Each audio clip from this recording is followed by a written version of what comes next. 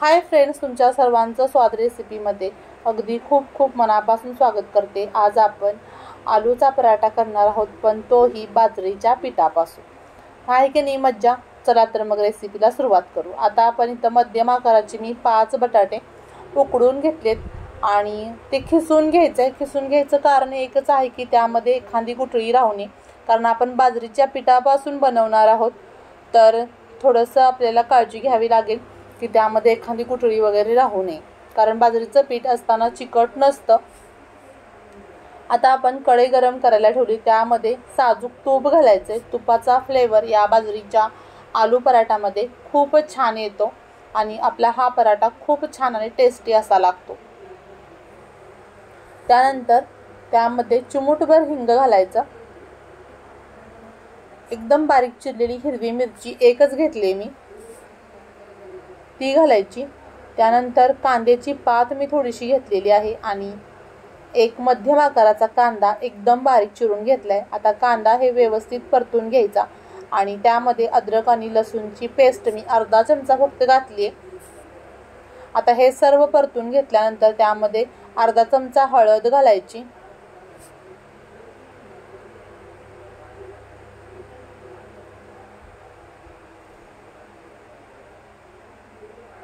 आणि त्यानंतर आपण जे किसलेला बटाटा आहे तो घालायचा।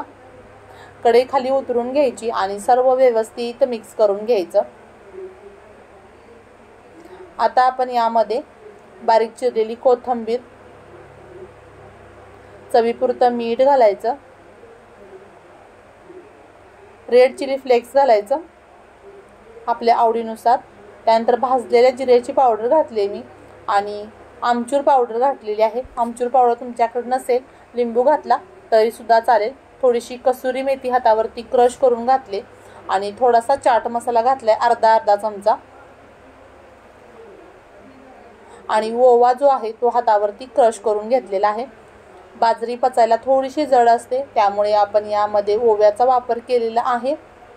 आता हे सर्व व्यवस्थित मिक्स करून घ्यायचं आणि आपलं हे पराठ्यासाठी लागणारं स्टफिंग तयार झालेलं आहे। आता आपण या भाजीमधला एक छोटासा आपण एक चमचा इतकं मसाला घ्यायचा आणि त्याचा छानसा असा गोळा तयार करून घ्यायचा। याच पद्धतीने मी सर्व गोळे तयार करून घेते। आता परातीमध्ये किंवा एखादं मोठं ताट घ्यायचं आणि त्यामध्ये बाजरीचं पीठ घ्यायचं। त्यानंतर चवीपुरतं मीठ घालायचं आणि हे सर्व पीठ व्यवस्थित आधी मिक्स करून घ्यायचं। त्यानंतर आपण त्यामध्ये थोडं थोडं पाणी घालून छान असा ह्याचा घट्टसर पण मऊ असा गोळा तयार करून घ्यायचा। तर आपण हा बाजरीच्या पिठापासून पराठा करतोय, तर या पिठाला खूप छान पद्धतीने मळून घ्यायचं। बाजरीच्या पिठाला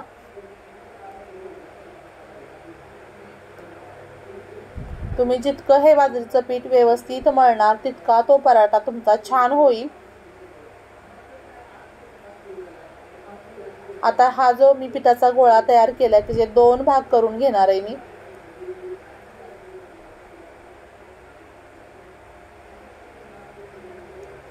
आता ह्यातला एक गोळा आपण हाताच्या मदतीने, मी स्क्रीनवर दाखवते त्या पद्धतीने आपण हा मळून घ्यायचा आहे। ह्याचा कलर चेंज झाला पाहिजे या पिठाचा, इतकं त्याला मळायचं आहे। तुम्ही दोन्ही गोळ्यामध्ये कलर बघू शकता, वेगवेगळे दिसतात आणि स्मूथनेस बघू शकता पिठाचा। आता ह्याचा आपण पराठा करायला घेऊ। आपण ज्या पद्धतीने पुरणपोळी करतो त्या पद्धतीने आपण गोल अशी अर्धी वाटी तयार करून घ्यायची। त्यामध्ये बटाट्याची भाजी घालायची आणि दोन्ही अंगठ्याच्या मदतीने प्रेस करायचं खाली आणि हे पीठ हळूहळू एकत्र करायचं, ज्या पद्धतीने तुम्हाला स्क्रीनवर दिसतंय अगदी तसं, आणि छानसा असा त्याचा गोळा तयार करून घ्यायचा।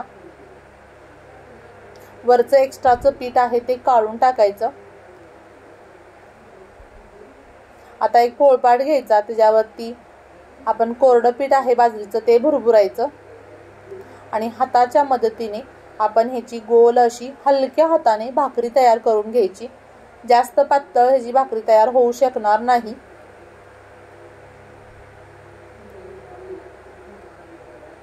आता ही आपली भाकरी तयार झाली। तिच्यावरती आपण तीळ लावायचे आणि थोडंसं हाताने प्रेस करायचं किंवा थोडासा पाण्याचा हात घ्यायचा।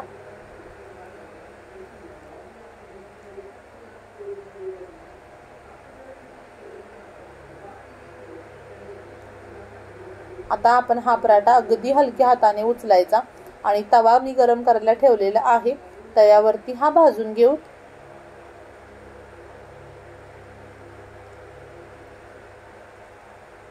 आता एक साइड त्याची खालची व्यवस्थित भाजून घ्यायची आणि नंतर पलटी करून घ्यायचा। तर हा पराठा जो आहे तो भाजायला थोडासा वेळ जास्त लागतो, कारण एकतर हे बाजरीचं पीठ आहे आणि आपण हे मध्यम गॅसवरती आपण हे जो पराठा आहे तो सोनेरी कलरचा असा ब्राऊन हा भाजून घ्यायचा। तर वरून मी तूप लावते त्याला, तुम्हाला आवडत नसेल तेल लावलं तरी सुद्धा चालेल। आता दोन्ही साईडून आपण हा पराठा खरपूस असा भाजून घ्यायचा आणि पराठा असतानाच थोडासा जाड असतो, तो खूप पातळ असा पराठा नसतो। थोडासा आपला पराठा फुगला सुद्धा आहे, तुम्ही बघू शकता।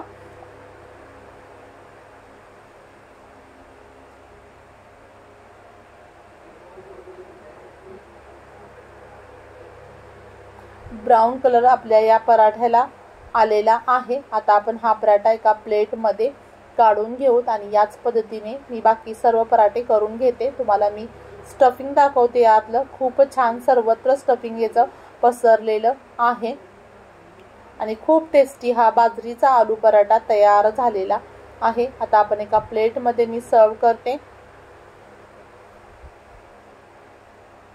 आणखी एक पराठा ठेवते,